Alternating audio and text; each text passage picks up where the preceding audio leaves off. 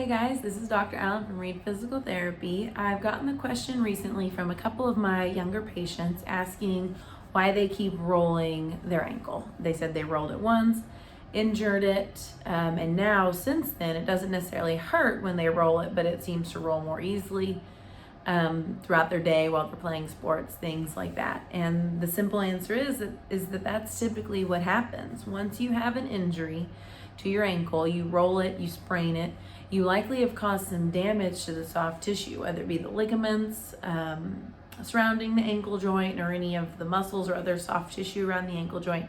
Once there's some damage, it's usually lax. You have laxity in that ankle.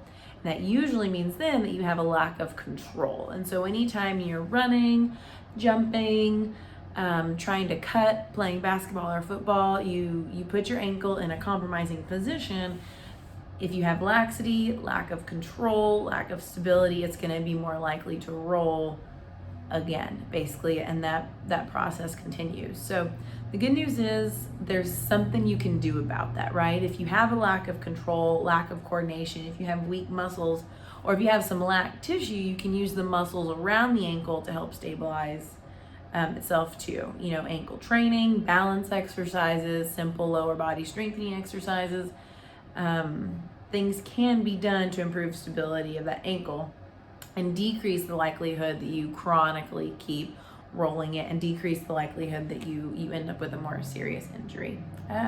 So look into that. Physical therapy is definitely one of the health professionals who can assess your ankle, assess which structures are kind of causing the biggest issue, assess which ones are not holding up their end of the bargain, and prescribe a proper exercise regimen to help you get back to 100%.